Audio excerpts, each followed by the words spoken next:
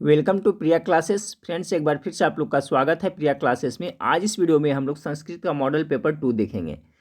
Model paper 1 upload कर दिए friends, नहीं देखें तो प्लेलिस्ट में जाकर के देख लीजिएगा। ठीक है फ्रेंड्स, तो चलिए वीडियो को शुरू करते हैं। वीडियो अच्छा लगे तो लाइक कर दीजिएगा फ्रेंड्स, और चैनल पर पहली बार आए हैं तो चैनल को सब्सक्राइब कर बेल आइकन को दबा दीजिएगा। ठीक है फ्रेंड्स, जल्द ही कल से फ्रेंड्स आपको मैथ का भी क्लास शुरू हो जाएगा फ्रेंड्स। कल का मैथ से वीडियो भी अपलोड किया जाएगा, और जल्द ही फ्रेंड्स आपको 5-6 दिन में आपको लाइव टेस्ट भी शुरू हो जाएगा। ठीक है, तो फटाफट हमारे चैनल से आप लोग जुड़ जाएं।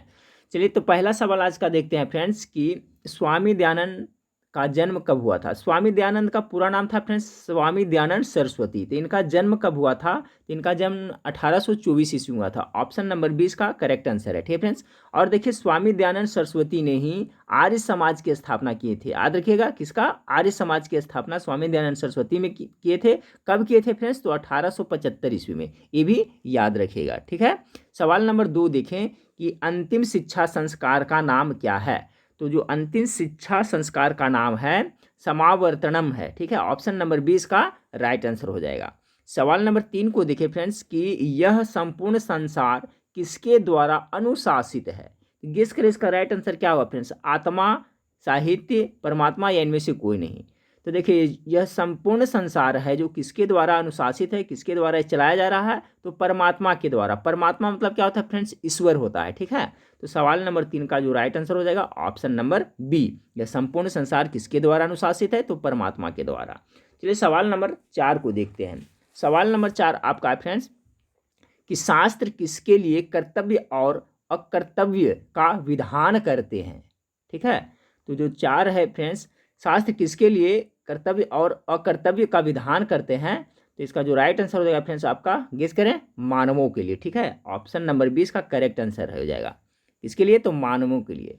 सवाल नंबर 5 है कि प्राचीन काल में शिष्य को क्या कहते थे। तो जो प्राचीन काल में जो शिष्य थे फ्रेंड्स, वो क्या कहलाते थे? ब्रह्मचारी कहलाते थे। ठीक है, ऑप्शन नंबर 20 का करेक्ट आंसर हो जाएगा। चलिए, सवाल नंबर 6 को देखें। सवाल नंबर 6 है कि शास्त्र मानवों को किसका बोध करवाता है। ठीक है, जो शास्त्र है मानवों का किसका बोध करवाता है?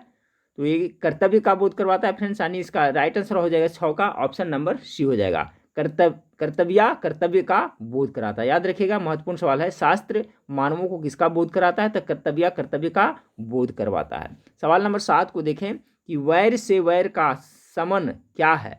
तो देखिए, वैर से वैर का समन क्या है? समाधान हो सकता है? नहीं हो सकता है फ्रेंड्स, तो असंभव हो जाएगा। ठीक है, वैर से वैर का समन क्या है? तो असंभव है, यानी 7 का right answer option number B होगा। ठीक है, वैर मतलब क्या होता है? शत्रुता होता है। ठीक है, दुश्मनी होता है। तो दुश्मनी से दुश्मनी कभी खत्म नहीं होती है। ठीक है फ्रेंड्स, वही पूछा जा रहा है, वैर से वैर का शासन क्या है? तो असंभव है। सवाल नंबर 8 को देखें कि नदियां का नाम और रूप को छोड़कर किसमें मिलती है। तो नदियां का नाम और रूप, नदियां किसमें मिलती है फ्रेंड्स? गेस करें, समुद्र में मिलते हैं या मानसरोवर झील का नाम है, तालाब या झील में मिलते हैं। तो 8 का राइट आंसर क्या हो जाएगा? ऑप्शन नंबर ए हो जाएगा। नदियां हैं जो कहाँ मिलती है? तो समुद्र में मिलती है। सवाल नंबर 9 को देखें कि महान से भी महान क्या है। तो महान से भी महान क्या है? कॉमन सेंस लगाए फ्रेंड्स, गेस करें। ए में दिया है आत्मा, बी में दिया है देवता, सी में दिया है ऋषि, और डी में दिया है दानव। तो देखिए, महान से भी महान क्या है?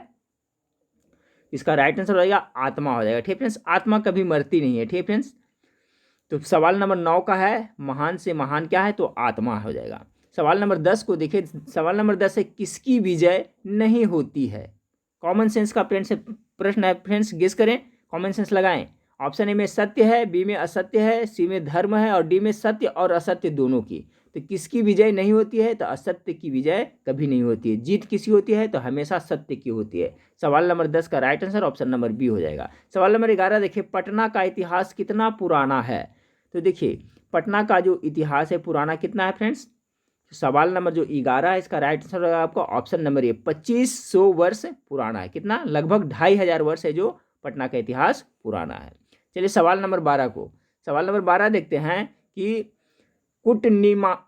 कुटनिम्नतम काव्य के कवि कौन है। ठीक है फ्रेंड्स, जो कुटनिम्नतम काव्य है इसका रचनाकार कौन है। तो सवाल नंबर जो 12 है, इसका जो राइट आंसर हो जाएगा फ्रेंड्स ऑप्शन नंबर बी हो जाएगा, दामोदर गुप्त। ठीक है, दामोदर गुप्त है जो कुटनिम्नतम का काव्य के कवि हैं। सवाल नंबर 12 का right answer option number B हो गया। सवाल नंबर 13 को देखिए फ्रेंड्स कि यूनान का राजदूत कौन था। बहुत ही महत्वपूर्ण सवाल है फ्रेंड्स, आपको इतिहास में भी पढ़ने को मिलेगा। तो यूनान का जो राजदूत था आपका कौन था, तो मेगास्थनीज था, ठीक है। और किसके दरबार में रहता था, तो चंद्रगुप्त मौर्य के दरबार में रहता था। और यूनान में किसका ये राजदूत था, ये तो याद रखिएगा सेल्यूकस निकेटर का मेगास्थनीज था जो राजदूत था। और कहाँ रहता था ये, चंद्रगुप्त मौर्य के दरबार में। तो इसमें 3 सवाल बना फ्रेंड्स, सबको याद रखिएगा। यूनान कहाँ के राजदूत था, तो मेगास्थनीज का। मेगास्थनीज किसका राजदूत था, तो सेल्यूकस निकेटर के। और किसके दरबार में रहता था, तो चंद्रगुप्त मौर्य के दरबार में। सवाल नंबर 14 देखिए कि राजशेखर की रचना कौन सी है। रचना से देखिए 1-2 प्रश्न हमेशा रहता है फ्रेंड्स, हिंदी हो या संस्कृत हो, तो सभी के रचनाकार का नाम याद जरूर रखें। 14 का जो राइट आंसर हो जाएगा ऑप्शन नंबर ए, ठीक है। काव्य मीमांसा की रचनाकार कौन है, तो राजशेखर है। बहुत ही महत्वपूर्ण है फ्रेंड्स, याद रखिएगा। सवाल नंबर 15 को देखें कि कौमुदी महोत्सव किस ऋतु में मनाया जाता है। तो देखिए जो कौमुदी ऋतु है फ्रेंड्स, उस आपका ठंड के मौसम में मनाया जाता है। तो देखिए गेस करें इसका क्या होगा, बसंत तो नहीं होगा, वर्षा ऋतु भी नहीं होगा, ग्रीष्म में हो गया, गर्मी नहीं होगा, यानी शरद ऋतु में मनाया जाता है। तो याद रखिएगा ठंडी के मौसम में कौमुदी महोत्सव किस ऋतु में मनाया जाता है, तो शरद ऋतु में मनाया जाता है। देखिए अब संस्कृत से प्रश्न है फ्रेंड्स कि पूर्णाग्रंथस्य रचनाकार कह, यानी जो पूर्णा ग्रंथ है इसके रचनाकार के बारे में पूछा जा रहा है फ्रेंड्स। तो जो सवाल नंबर 16 है इसका राइट आंसर हो जाएगा महर्षि व्यास, ठीक है, इसके रचनाकार है। पूर्णा ग्रंथस्य के रचनाकार कौन है, तो महर्षि व्यास। चलिए सवाल नंबर 17 को देखिए, कस्य महिमा सर्वत्र गेयते, यानी किसकी महिमा है जो सभी जगह गाया जाता है, ठीक है फ्रेंड्स। तो देखिए इसका जो राइट आंसर हो जाएगा आपका ऑप्शन नंबर बी, ठीक है। पाठ के अनुसार से भारत, यानी भारत की महिमा है जो पूरे संसार में गाया जाता है, क्योंकि भारत एक संस्कृति प्रधान देश है, ठीक है फ्रेंड्स। तो कस्य महिमा सर्वत्र गेयते, तो 17 का जो राइट आंसर हो जाएगा ऑप्शन नंबर बी, भारतस, यानी भारत का। 18, हाँ फ्रेंड्स, तो सवाल नंबर 18 को देखिए। सवाल नंबर 18 आपका है कि भारत महिमा पाठ्य रचनाकार कह, यानी जो भारत महिमा पाठ्य इसका रचनाकार कौन है, तो इसका जो राइट आंसर होगा ऑप्शन नंबर सी। देखिए फ्रेंड्स मैं बार बार बोल रहा हूँ कि रचनाकार से 1 या 2 प्रश्न जरूर आएगा, इसलिए सभी जितना भी है हिंदी में और संस्कृत में सबका कॉन्सेप्ट क्लियर रखिएगा। तो भारत महिमा पाठ्य से रचनाकार कौन है, तो महर्षि वेद व्यास। चलिए अगला सवाल देखते हैं 19 को कि अस्माकं कर्तव्य रूपेण किं वर्तते, ठीक है। तो इसका जो राइट आंसर हो जाएगा आपका भारत प्रति भक्ति वर्तते, ठीक है। अस्माकं कर्तव्य रूपेण किम वर्तते, तो ऑप्शन नंबर इसका राइट होगा भारत प्रति भक्ति वर्तते, ठीक है। सवाल नंबर 20 को देखें, सवाल नंबर 20 को देखें फ्रेंड्स। सवाल नंबर 20 आपका है कि कति संस्कारा भवन्ति, ठीक है। तो इसका जो राइट आंसर होगा ऑप्शन नंबर डी हो जाएगा षोडश, ठीक है। कति संस्कारा भवन्ति, तो षोडश। चलिए सवाल नंबर 21 को देखिए। सवाल नंबर 21 आपका है कि कस्य प्रश्नस्य उत्तरम विदुरः ददति, ठीक है। तो इसका जो राइट आंसर होगा फ्रेंड्स ऑप्शन नंबर डी हो जाएगा धृतराष्ट्रीय, ठीक है। कस्य प्रश्नस्य उत्तर विदुरः ददति, तो धृष्ट राष्ट्र प्रश्न, ठीक है।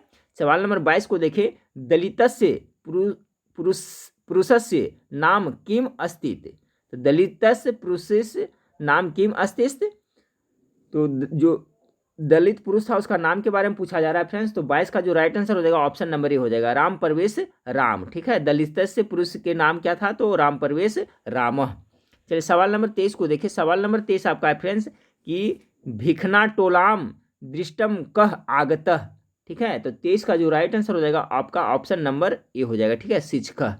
भिखना टोलाम द्रष्टुम कह आगत, तो शिक्षक।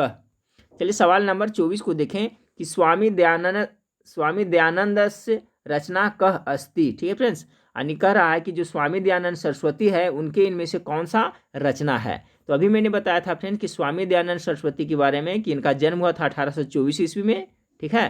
तो उन्हीं के बारे में है, तो जिन्होंने आर्य समाज की स्थापना की थी। तो उसी से सवाल है कि स्वामी जो दयानंद है उनका रचना कौन है, तो इसका राइट आंसर हो जाएगा option number A Satyarth Prakash, ठीक है। सत्यार्थ प्रकाश एक पुस्तक है फ्रेंड्स जिसकी रचना किसने किया था, तो स्वामी दयानंद सरस्वती ने ही किया था। तो option number A right answer है।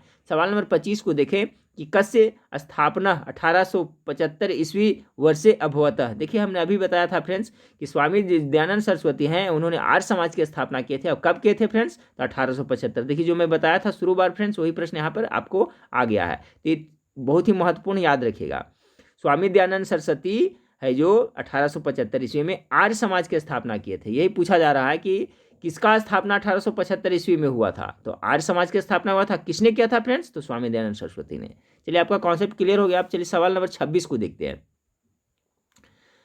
सवाल नंबर 26 आपका है फ्रेंड्स कि धृष्ट राष्ट्र प्रश्नस्य उत्तर कह ददति। और जो धृष्ट राष्ट्र था उसका प्रश्न के उत्तर कौन दे रहा था, तभी हम लोग वहां देखा था फ्रेंड्स, कौन दे रहा था, विदुर दे रहा था, क्योंकि इसी से इनका प्रश्न हुआ था। ठीक है, धृष्ट राष्ट्र और विदुर में दोनों में प्रश्न किया गया था। ठीक है फ्रेंड्स, तो कह रहा है धृष्ट राष्ट्र प्रश्न के उत्तर क ददति, तो विदुरः ददति, यानी ऑप्शन नंबर ए है जिसका राइट आंसर हो जाएगा। अगला सवाल है धृतराष्ट्र कथम प्रश्नम पृच्छति। ठीक है, तो सवाल नंबर जो 27 है फ्रेंड्स, इसका जो राइट आंसर हो जाएगा आपका ऑप्शन नंबर सी हो जाएगा, स्वचित्तस्य शांति। ठीक है, कि धृष्ट राष्ट्र कथम प्रश्न पृच्छति, तो किस तरह के प्रश्न पूछ रहे थे, तो आपका स्वचित्तस्य शांतते। याद रखिएगा, जो धृष्ट राष्ट्र था वो किससे प्रश्न पूछ रहे, इसका जवाब कौन दे रहा था, तो विदुरः दे रहा था। चलिए सवाल नंबर अब 28 को देखिए। हाँ फ्रेंड्स, तो सवाल नंबर 28 को देखिए। सवाल नंबर 28 है कह स्नातः कुशहस्तः सरिस्त्रे ब्रूते। इसका जो राइट आंसर होगा ऑप्शन नंबर ये हो जाए व्याघ्र। व्याघ्र माना क्या होता है, बाघ होता है। 29 नंबर देखें कि वृद्ध व्याघ्र किम दातुम इच्छति स्म। तो इसका जो राइट आंसर हो जाएगा फ्रेंड्स सवाल नंबर 29, इसका जो राइट आंसर हो जाएगा आपका ऑप्शन नंबर ए। ठीक है, स्वर्ण कंडनम, क्या हो जाएगा, स्वर्ण कंडनम। चलिए सवाल नंबर 30 को देखें कि पथिक, पथिक का मतलब क्या होता है, राही होता है। ठीक है, जो राह चलता है उसको पथिक कहते हैं। तो पथिका कुत्र निमगन अभवत, तो 30 का जो राइट आंसर होगा फ्रेंड्स ऑप्शन नंबर सी हो जाएगा। ठीक है, महापड़के। चलिए सवाल नंबर 31 देखिए, पथिक केन व्यापादित खदीसच। तो 31 है फ्रेंड्स, इसका जो राइट आंसर हो जाएगा ऑप्शन नंबर ए हो जाएगा। ठीक है, व्याघ्रेण। सवाल नंबर 32 को देखें कि कर्ण कम, ठीक है, कर्ण कम कवचम कुंडले च दताती। ठीक है, तो जो कर्ण था फ्रेंड्स उसका जो कवच कुंडल था उससे संबंधित प्रश्न पूछा जा रहा है। तब 32 का जो राइट आंसर हो जाएगा आपका ऑप्शन नंबर होगा इंद्रम। सवाल नंबर 33 को देखिए। सवाल नंबर 33 है आपका कि सूर्य इव चंद्र इव हिमावन इव सागर इव तिष्ठतु ते यशः इति कह कथित वाण। ठीक है, तो जो सवाल नंबर 33 हो जाएगा फ्रेंड्स आपका, इसका जो राइट आंसर हो जाएगा ऑप्शन नंबर बी हो जाएगा। ठीक है, क्या हो जाएगा, इंद्र। सवाल नंबर 34 को देखिए। सवाल नंबर 34 आपका है कि सर्वे किम त्यजुः। ठीक है, तो सवाल नंबर 34 का जो राइट आंसर हो जाएगा आपका ऑप्शन नंबर ए हो जाएगा। ठीक है, स्वार्थम। सवाल नंबर 35 को देखिए। सवाल नंबर 35 है वैरण्यकस्य समणम असंभवम। ठीक है, तो 35 का क्या हो जाएगा आपका, वैरण्यकस्य समणम असंभव, तो वैरस यानी कि वैर से वैर है जो उसका संभव है नहीं, असंभव है। तो वही कह रहा है वैरम कसम समना असंभव, यानी किसके साथ में है, वैर है जो आपको संभव नहीं, असंभव है, तो वैर को वैर से ही असंभव है, यानी नहीं हो सकता है इसका समायोजन। सवाल नंबर 36 को देखें कि किन मीमांसा दर्शनम परिणीतम। ठीक है, तो देखिए मीमांसा दर्शन के बारे में पूछा जा रहा है फ्रेंड्स, इसका कौन क्या था, आपका हो जाएगा जैमिनी। ठीक है, याद रखिएगा मीमांसा दर्शनम परिणीतम किसके द्वारा क्या था, मीमांसा दर्शन, तो जैमिनीना के द्वारा। ठीक है, इसका राइट आंसर हो जाएगा जैमिनीना। सवाल नंबर 37 देखिए कि नश्यति किस लकार का रूप है। ठीक है फ्रेंड्स, देखिए इससे भी प्रश्न पूछा जाएगा। तो सवाल नंबर 37 का जो राइट आंसर हो जाएगा लट लकार का। ठीक है, याद रखिएगा नश्यति किस लकार का रूप है, तो लट लकार का। अगला है कुरु किस लकार का रूप है, तो 38 का जो हो जाएगा फ्रेंड्स आपका सी। ठीक है, लोट लकार का हो जाएगा। सवाल नंबर 39 को देखें फ्रेंड्स। सवाल नंबर 39 है पित्रा किस विभक्ति का रूप है, तो पित्रा है जो आपका तृतीया विभक्ति का रूप है। ऑप्शन नंबर सी इसका राइट आंसर होगा। सवाल नंबर 40 देखिए लता शब्द के तृतीया बहुवचन में क्या होगा, तो लता शब्द का जो तृतीया बहुवचन में होगा फ्रेंड्स आपका ऑप्शन नंबर सी इसका राइट आंसर होगा 40 का, लताभी। ठीक है, लता शब्द के तृतीया बहुवचन में क्या होगा, तो लताभी। तो देखिए फ्रेंड्स ये सब प्रश्न है आपको जबरदस्ती याद करना पड़ेगा, तो इसके लिए क्या है आपको बार बार जो मॉडल प्रैक्टिस सेट है ये सब देखता रहना होगा। ठीक है, तो इससे क्या होगा आपको 2-3 बार देखिएगा तो याद हो जाएगा, फिर एग्जाम में आप ऐसे आराम से बना के आ सकता है। तो सवाल नंबर 40 हो गया, लता शब्द के तृतीया बहुवचन में क्या होगा? तो इसका जो राइट आंसर हो गया लता भी। सवाल नंबर 41 को देखिए, अनेन पद का मूल रूप क्या है? तो 41 का जो राइट आंसर होगा फ्रेंड्स ऑप्शन नंबर बी हो जाएगा, इदम। ठीक है, अनेन पद का मूल रूप क्या है? तो इदम। चलिए सवाल नंबर 42 को देखें कि हिमालयात गंगा प्रभवती में कौन सी विभक्ति है? तो इसमें आपका है जो राइट आंसर हो जाएगा पंचमी विभक्ति है। ठीक फ्रेंड्स, 42 का जो राइट आंसर हो जाएगा ऑप्शन नंबर डी, हिमालयात गंगा प्रभवती में कौन सी विभक्ति है? तो पंचमी विभक्ति है। सवाल नंबर 43 देखिए, हिमालयात गंगा प्रभावती में कौन सा सूत्र है? विभक्ति पूछा जाए फ्रेंड्स तो पंचमी हो गया, और सूत्र अगर पूछा जाए तो इसका हो जाएगा बी ऑप्शन राइट। ठीक है, भुव प्रभवसच भुव। ठीक है, हिमालयात गंगा प्रभवती में कौन सा सूत्र है? तो इसका करेक्ट आंसर हो जाएगा ऑप्शन नंबर बी। चलिए सवाल नंबर 44 को देखिए। सवाल नंबर 44 है, सह आश्चर्यात व्याकरणम पठती में कौन सा विभक्ति है? तो 44 का राइट आंसर हो जाएगा फ्रेंड्स आपका ऑप्शन नंबर सी, इसमें भी है जो आपका पंचमी विभक्ति है। सवाल नंबर 45 देखिए, सुरूपम में कौन सा उपसर्ग है? तो उपसर्ग के बारे में मैंने बताया था फ्रेंड्स कि उपसर्ग है जो कोई भी शब्द के पहले लगाया जाता है। तो 45 का जो राइट आंसर हो जाएगा आपका ऑप्शन नंबर ए। ठीक है, सु इसमें उपसर्ग लगा हुआ है। सवाल नंबर 46 को देखिए फ्रेंड्स। सवाल नंबर आपका 46 है कि उपक्रम में कौन सा उपसर्ग है? इसमें भी उपसर्ग पूछा जा रहा है। तो 46 का जो राइट आंसर रहेगा ऑप्शन नंबर डी, इसमें कौन सा उप है जो उपसर्ग है। ठीक है, देखिए क्रम में उप में लगा दिया है उप, तो हो गया उपक्रम, और उपसर्ग है जो कोई भी शब्द के पहले लगता है, प्रत्यय है जो बाद में लगता है।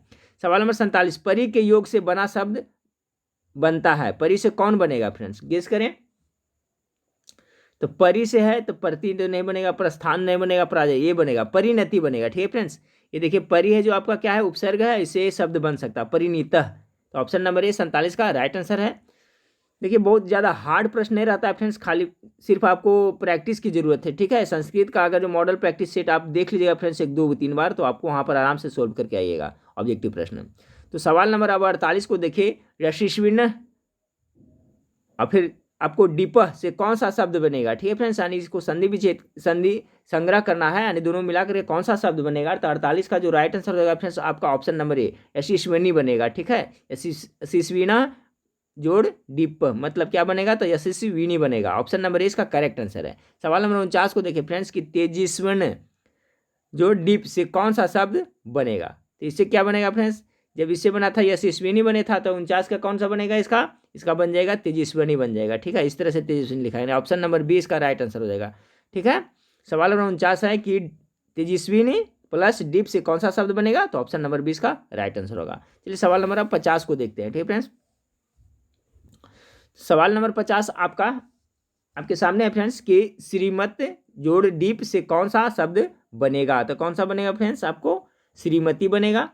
तो श्रीमती राइट कौन लिखा हुआ है? आपका ऑप्शन नंबर सी लिखा हुआ है। ठीक है, श्रीमती इस तरह से लिखाता है। ठीक है फ्रेंड्स, तो 50 का right answer option number C होगा। देखिए इस तरह से जरूर एक या दो प्रश्न आपको पूछा जाएगा। फिर अगला सवाल है फ्रेंड्स कि दिक जोड़ गज से कौन सा शब्द बनेगा? तो दिग्गज बनेगा, यानी सवाल नंबर 51 का राइट आंसर हो जाएगा आपका ऑप्शन नंबर सी हो जाएगा। ठीक है, दिग्गज इस तरह से लिखाता है। अच जोड़ अंत से कौन सा शब्द बनेगा फ्रेंड्स? तो सवाल नंबर 52 का हो जाएगा अजंत, यानी ऑप्शन नंबर ए इसका राइट आंसर होगा। जगत जोड़ नाथ से कौन सा शब्द बनेगा? तो क्या बनेगा? जगतनाथ बनेगा फ्रेंड्स, या जगन्नाथ बनेगा? गेस करें। सवाल नंबर 53 बहुत ही इंपॉर्टेंट है। तो जगत जोड़ नाथा से बनेगा आपको जगन्नाथ बनेगा। ठीक है, ऑप्शन नंबर इसका बी इसका करेक्ट आंसर हो जाएगा। चलिए सवाल नंबर 54 को देखें। सवाल नंबर 54 है, अहीन कुलम में कौन सा समास है? समास से भी प्रश्न पूछा जाएगा फ्रेंड्स। तो अहीन कुलम में आपका जो समास है बहुब्रीय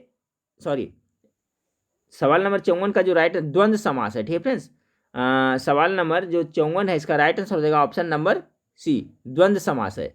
अहीन कुलम में कौन सा समास है? तो आपको द्वंद्व समास है। 54 का right answer option number C होगा। 55 देखिए, महापुरुष में कौन सा समास है?